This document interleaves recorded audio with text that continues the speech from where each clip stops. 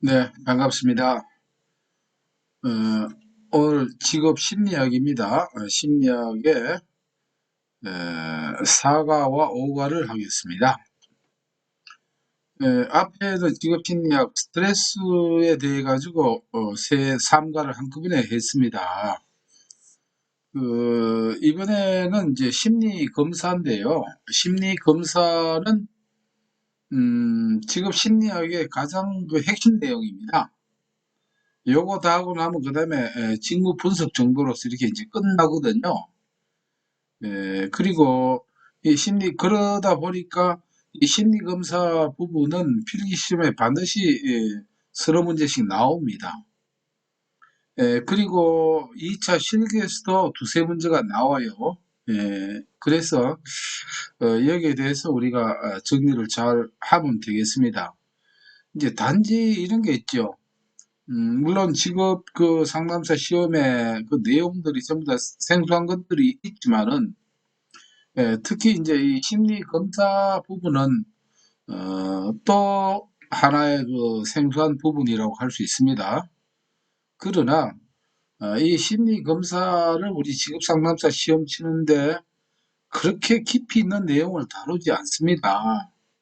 어떻게 보면 가장 상식적인 용어와 그 내용 정도만 하면 되니까 지레 겁내지 마시고, 제가 누굽니까? 이렇게 복잡한 것을 쉽게 이미지화하고 스토리화하거나 하는 해서 여러분들이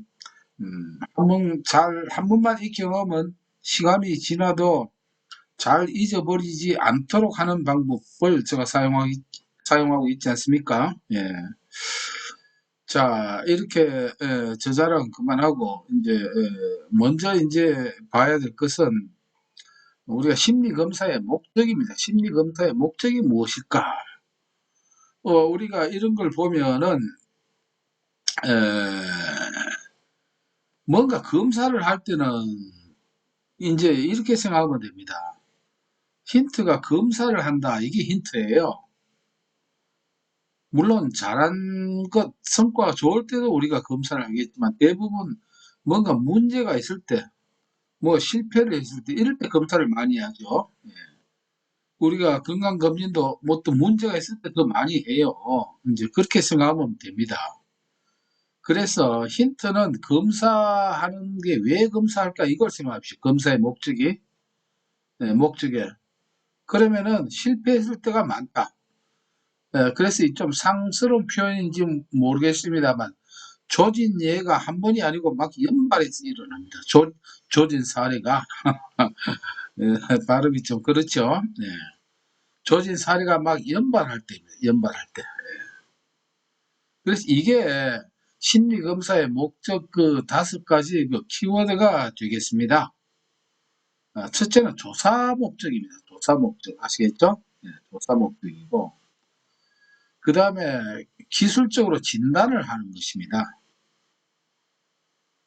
기술적으로 그 다음에 미래 행동에 대해서 예측을 하기 위해서 이렇게 그 심리 검사를 한다는 것입니다. 또 하나는 연구 목적이 있습니다. 그리고 개성 및 특성의 발견이 또한 목적이 되겠습니다.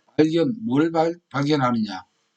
개인의 어떤 특성이나 적성을, 능력을 검사를 통해서 여태까지 몰랐던 그 잠재된 그 어떤 특성이나 능력을 이렇게 발견한다. 이런 것이 목적입니다. 그래서 조진의 연발 이렇게 기억하면 됩니다. 이걸로 딱 정리하면 돼요. 그냥 생각이 나서 말씀드린 거는 예를 들어서 심리검사의 목적이 직업을 결정하기 위해서 이런 건 아닙니다. 우리가 이 검사가 어때요? 과잉되면 안 되겠죠. 검사에 대한 오해, 우리가 직업 상담학 그 초기에 이런 것도 나왔죠. 심리 검사에 대한 오해가 바로 뭡니까? 이것 하면은 뭐가 직업이 바로 결정이 된다. 이런 것은 아닙니다. 이것이 이제 목적이고요. 다음 예로서는 우리가 이 그림을 조금 이해를 해야 됩니다. 우리가 이제 심리 검사를 할 때 심리 결과를 뭐 100명이든 200명을 해가지고 한 반이든 뭐 학년이든 마찬가지입니다. 이 자료를 검사한 모든 자료를 이렇게 모아서 데이터를 모아서 모으면 대부분 이런 형태가 나옵니다. 이제 가운데가 이제 많고 점차 어떻게요? 이 줄어드는 이런 경향이 있습니다. 그래서 상위는 적고요, 하위도 적고, 그 다음에 중상 조금 더 많고, 그 다음에 하에서 중이 좀 더 많고, 가운데는 어때요? 이렇게 밀집되어 있는 이런 형태를 이렇게 그래프를 그리면 이러한 형태로 나옵니다.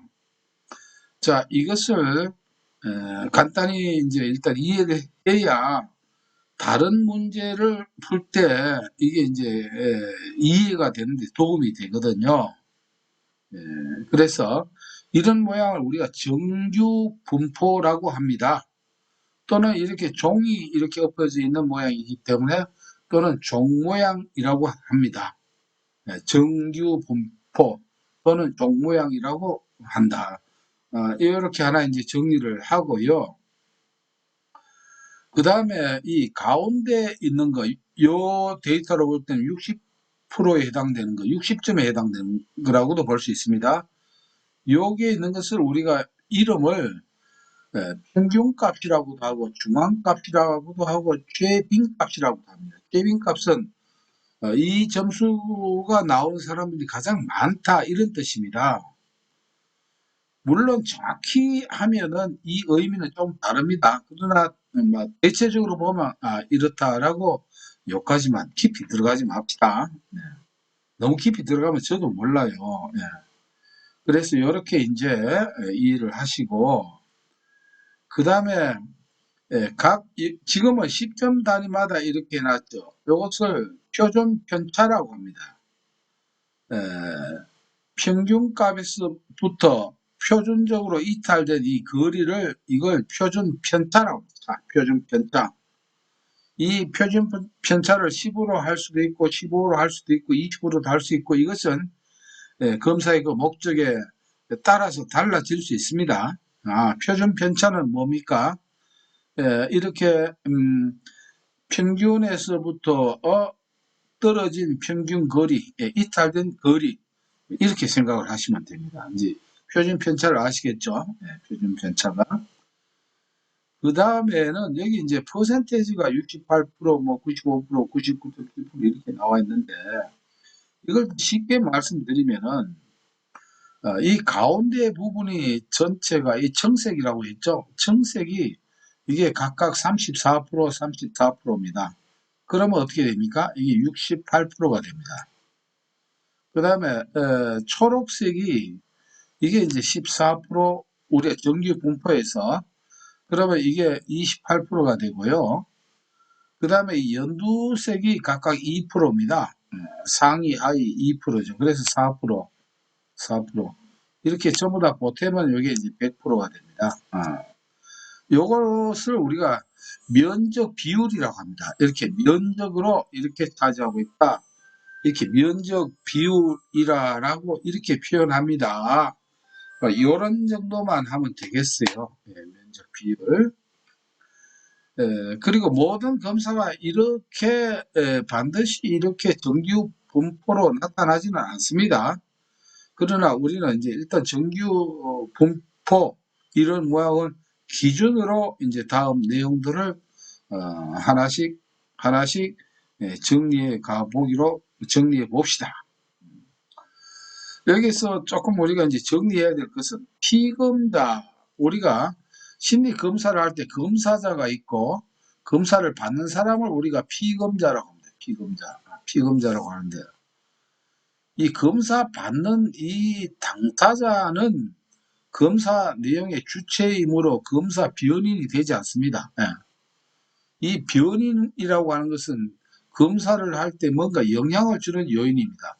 뭐 그날 뭐 예를 들어서 건강이 안 좋다든가 이런 건 되는데 이 피검자 자체가 어떻게 해요? 검사 주체인데 이것이 어떤 영향을 준다 이렇게는 말할 수가 없다. 요걸 생각하셔야 됩니다. 이렇게 검사에 영향을 주는 이 변인에 대해서는 다음에 과목을 달리해서 나오니까 그때 또 이제 정리를 하겠습니다.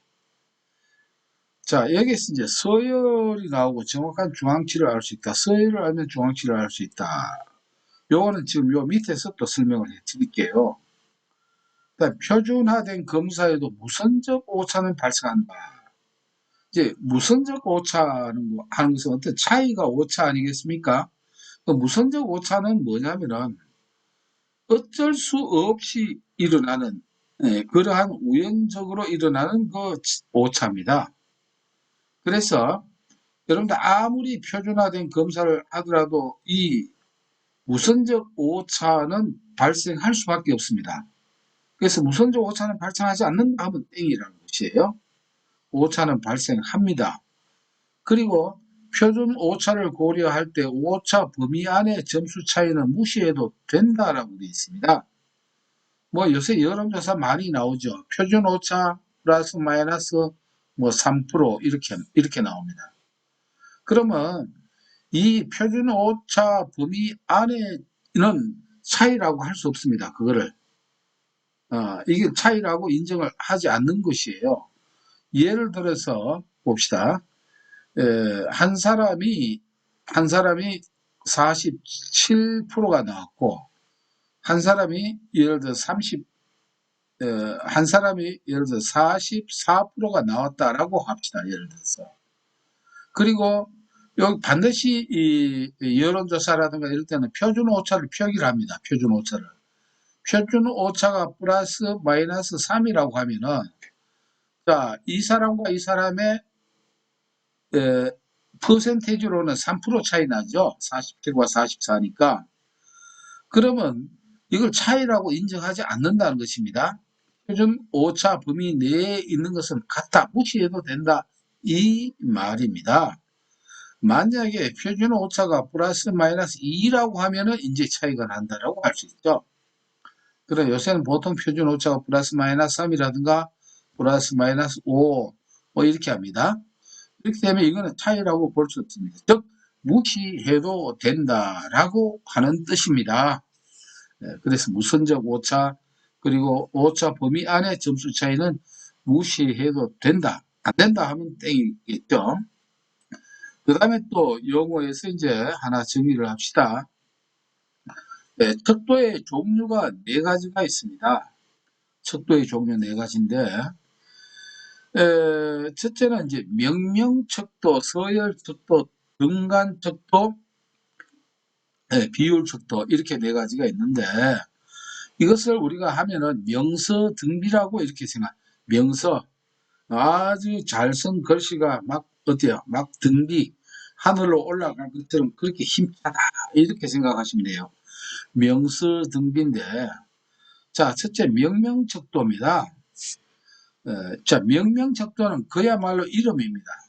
단순한 위치인데 이걸 예를 들자고 하면은 100점 만점에 해당되는 시험을 쳤어요.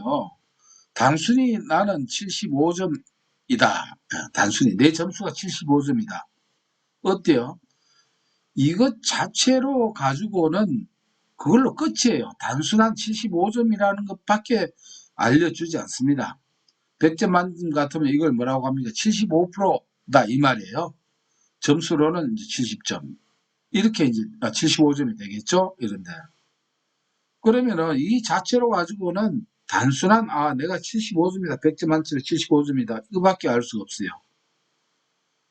자, 이건 이제 알 수 있는 게 최빈치밖에 알 수 없어요. 이 점수대가 많이 나왔다, 안 나왔다. 이 정도는 됩니다.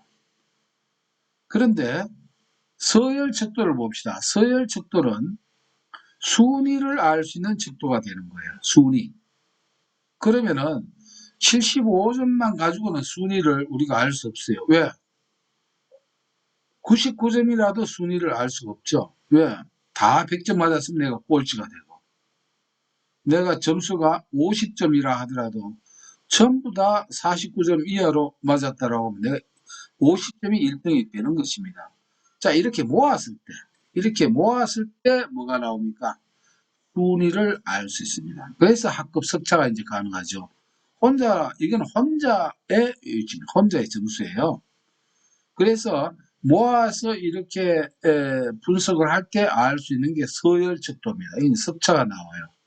그리고 석차를 아니까 중앙치라든가 이런 걸 다 알 수 있다는 것이에요. 평균도 이제 평균은 요 다음에 나옵니다. 일단은 이래서 서열척도 중앙치 나오고 그 다음에 등간척도는 이제 등간격입니다. 이 두 자료를 모으면 아까 정규 분표에서 그 표준 편차, 평균치 이런 그 계산을 할 수 있습니다. 뭐 예를 들자면 온도계 같은 것이고 그 다음에 비율 척도라고 해서 이걸 좀 더 한 단계 더 분석을 하면은 모든 그 점수대의 비율이라든가 여러 가지 더 종합적인 자료를 알 수 있다 해서 비율 척도가 나오면은 모든 걸 다 알 수 있어요. 쉽게 말하면은 서열 척도에는 이거 명명 척도를 알 수 있고요. 플러스 해놓은 거예요. 등간 척도는 명명 척도 플러스 서열 척도까지 그리고 등간격까지 알 수 있다는 것입니다. 그래서 밑에 있는 것은 위에 거를 다 알 수 있다는 것입니다. 이렇게 생각하면 됩니다. 그래서 비율 척도는 이 모든 걸 다 알 수 있다. 그런 뜻입니다. 그런데 여러분들이 이제 생각을 해야 될 것, 시험에 나오는 것은 2차 필기에는 이 네 가지를 또 설명해야 되겠지만 필기시험 1차에는 시험에 나오는 거 이 서열 척도가 제일 많이 나옵니다. 서열 척도. 그러니까 순위나 아니면 중앙치를 알 수 있는 척도는 뭐냐 이렇게 나옵니다. 뭐 서열 척도 이상이 되면은 이 중앙치를 다 알 수 있어요. 그러니까 명명 척도에서는 뭡니까? 서열을 알 수 없다 이런 뜻이겠죠. 예, 그래서 서열 척도와 이 중앙치를 기억해 주시면 됩니다. 그리고 명명 척도는 단순한 위치, 요건 이제 100%니까 100분율이라고 해요. 그래서 우리가 명명 척도를 저는 이 단순한 위치가 100분율이라 해서 단백이라고 이렇게 저는 기억하고 있거든요. 명명 척도는 담백하기 때문에 단순한 위치밖에 알 수 없는 것은 가장 단순한 것은 뭐냐? 100분율입니다. 100분율. 명명 척도 100분율. 이런 정도로 정리를 하고 나서 이제 다음 몇 과목 더 하면은 우리가 심리 검사에 대한 그 시험 내용도 깊이 들어가지 말고 합격하기 딱 좋을 만큼 이렇게 완벽하게 정리할 수 있습니다. 예, 이것으로서 심리 검사의 두 과목을 마무리하도록 하겠습니다. 네, 감사합니다.